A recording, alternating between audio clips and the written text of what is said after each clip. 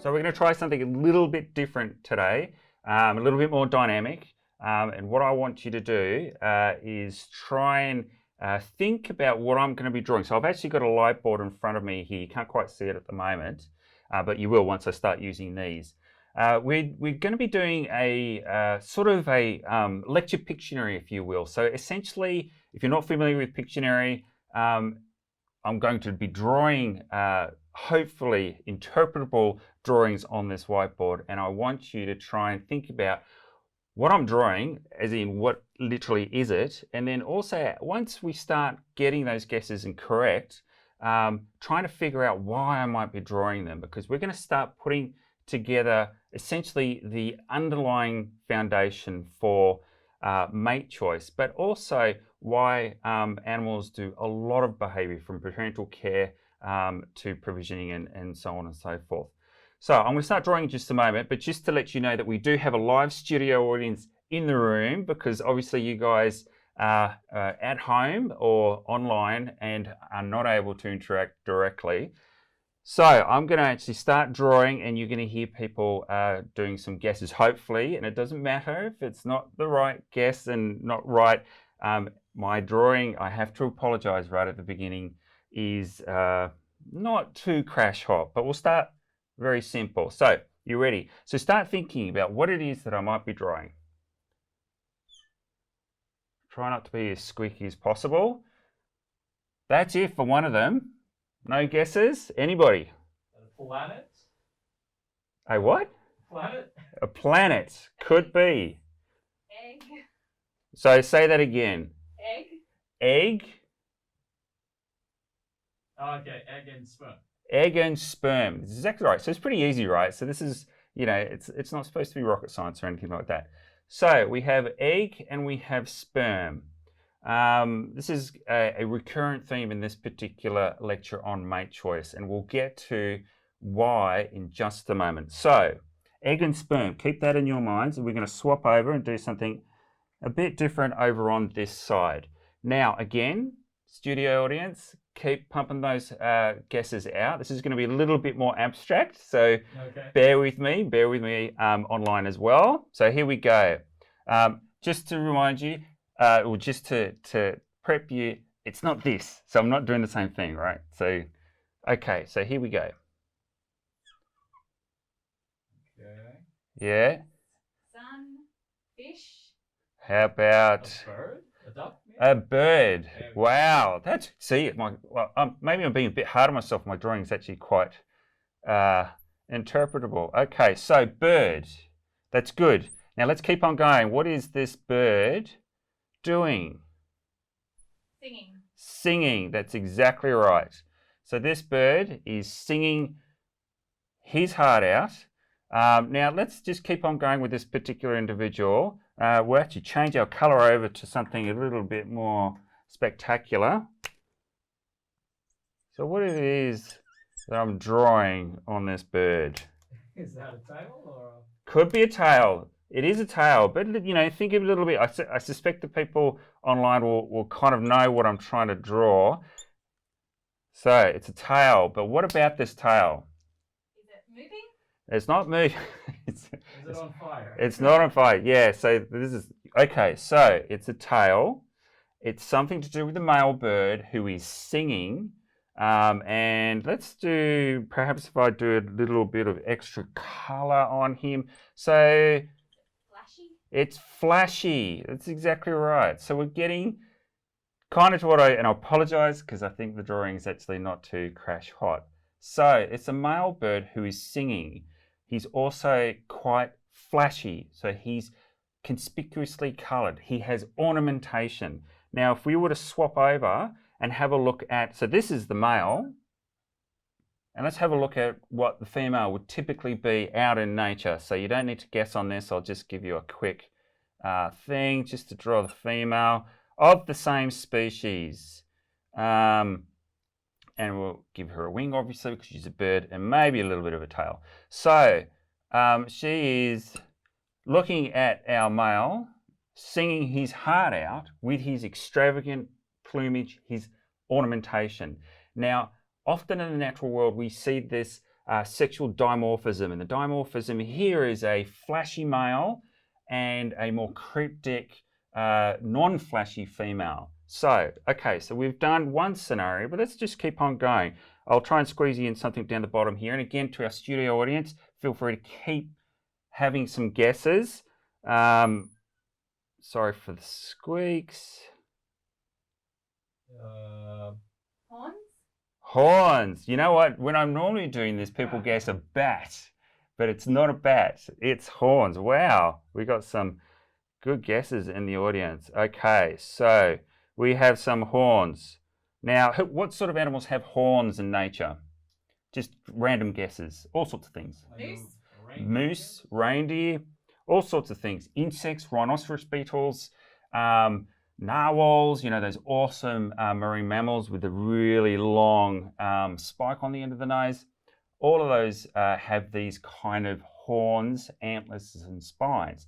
Now, these are weapons. Now, again, let's see what the female would actually look like from the same species. So let's say these are deer. So our female deer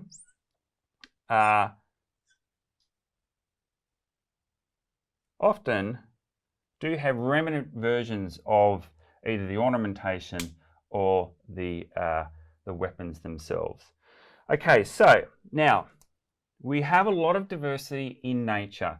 You can see a lot of colourful birds. There's a lot of diversity. Males tend to be very flashy, as Katrina said. We have males that also have a lot of weaponry, so in particular horns and antlers and things like that. But it's not just mammals as well. Whereas the females tend not to have that. And if they do, they tend to be more dialed down versions of the same thing. So what I want you to think about now is why you've got this sexual dimorphism occurring here. But in particular, how it relates to this scenario that we've had over here, which we correctly addressed was egg and sperm. Now, let's return to this, and we're going to make a link to this by drawing some things in the middle here. Now, just again, back to our studio audience, two things that you notice, apart from the color, so it's not the color, two things that you notice that are different about the sperm and the egg as I've got them on the screen here. Any guesses? The egg seems much larger. The egg seems much larger, exactly right. The sperm's more complex? Sperm's more complex. Maybe, but let's focus on that first one about size. So, eggs are big, sperm are small. Now, there's an implication about the physiological cost associated with producing egg and sperm that also relates to the second difference that you've seen on this screen. Now, this is a cartoon version, right? So what is this? So we've got differences in size. Is there anything else that you can pick out that's a key characteristic difference between these sperm and this egg? Any ideas? Nothing's coming to mind. Nothing's coming to mind. Okay, so big egg. 1, 2, 3, sperm. Sperm is smaller, the egg is bigger. One egg, lots of sperm? Exactly. So, big egg, small sperm, few eggs, many sperm. So what we have here is, I'll just write this in there, few. Now, I'll also make a point of, we were talking about size specifically, but we'll focus that a little bit more and say cost. So this is expensive. So I'm hoping you can read my handwriting. I'm notorious for terrible handwriting. Okay, so few and expensive. Now, if we go to our sperm, we have a complete opposite scenario. There are many, and they're also small, so they're cheap to produce. So we'll call them cheap. Now, this is the reproductive physiology behind mating behavior, right? If you have a scenario where females are producing a costly resource, and that's the egg. Now, in a female's lifetime, and it varies depending on the species, but the numbers of those eggs that a female can produce during that reproductive lifetime is vastly smaller than the number of sperm that a male can produce of the same species. Now, to put this into context, if you think of human females, there are only several hundred, perhaps. I'm guessing on the particular number that eggs that can actually produce. But I know for certain that the number of sperm, individual sperm that a male man can produce is enough to effectively fertilize all the females on the planet. So we're talking a major dichotomy here. So there's a lot of investment on the females and very cheap for males. Now I want you to keep that in mind when we start to think about our cartoon population. So we're actually going to link this physiology of reproduction with what we see in nature and the behavior, so singing and fighting, aggressive competition and things like that. How are these two things actually connected? Let's pick a different color. Right, so we don't need to guess here. I'm just going to start explaining the concepts here. So we're going to do a cartoon population. So we're going to use our symbols for males. This is a symbol for males. You guys are all biology students. You should know that by now. And this is the symbol for our females. Now, it's population of 6, so it's not very realistic. So again, it's cartoon. But envision a natural population where the sex ratio is equal. So there's the same number of males as there are the same number of females. Now, when we have a scenario where females are investing a lot more in reproduction, and if we talk about specifically physiological costs, just the egg itself, it's really expensive to produce.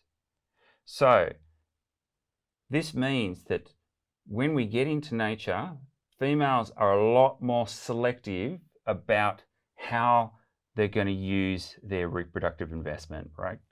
Males, on the other hand, have lots of gametes. They can produce thousands and thousands, millions and millions of sperm. So they just want to mate with as many females as possible. The objective of mating behavior and fitness is to mate, reproduce, and have your offspring survive long enough to reproduce themselves.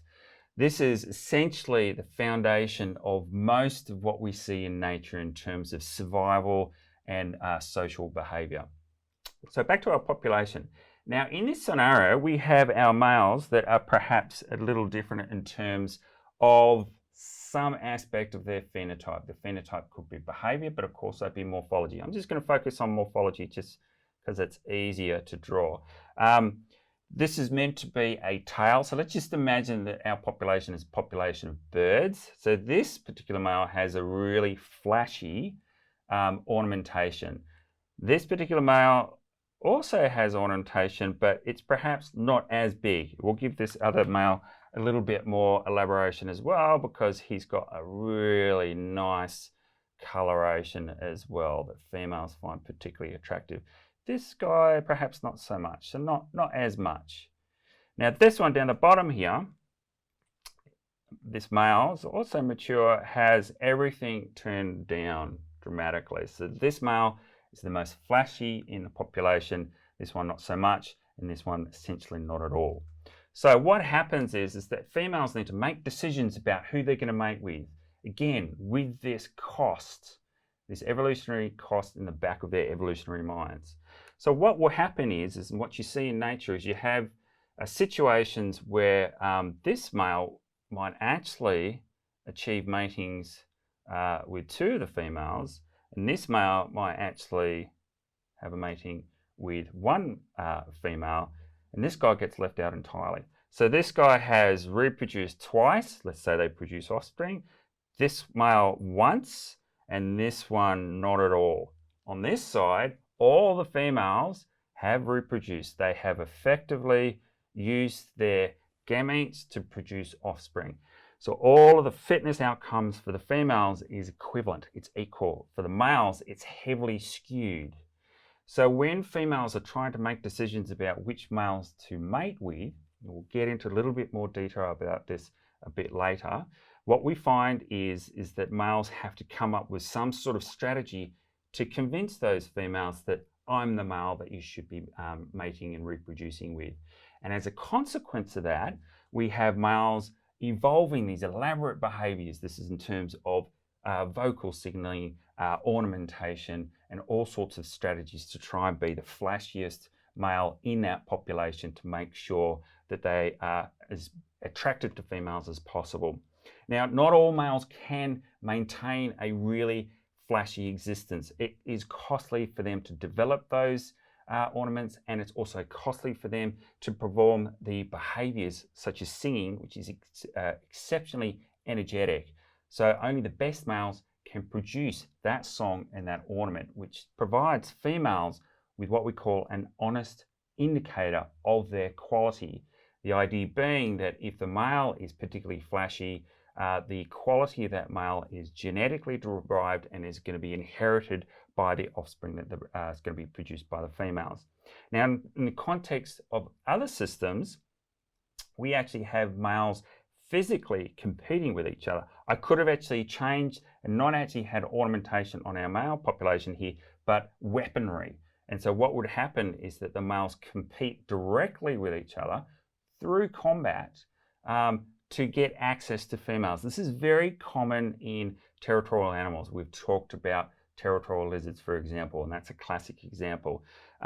So they compete directly with each other for access to the females, and only the best male, because of his quality, can physically outcompete the other males, and the evolution of weaponry and fighting strategies as a consequence of that. So what we find here is a connection between this skew in reproductive investment right at the outset in the gametes, resulting and explaining the evolution of diversity that we see in nature in terms of behavior and how males look, and why males are often different to what they appear in females, this sexual dimorphism. Now, also, we've been talking about behavior in terms of song and ornaments and elaboration of weapons, but there are other aspects that females look into. This affects parental care and affects all sorts of survival outcomes as well. So in essence, we can actually get a very clear idea about why males and females are doing what they're doing if we understand this fundamental concept in terms of reproductive physiology, what this means in terms of mating systems, and the evolution as a consequence of all of this for the diversity that we see out in nature. So that's it for us. We've now completed our board here, and I'd like to thank the studio audience for their wonderful guesses, and thank you guys online as well.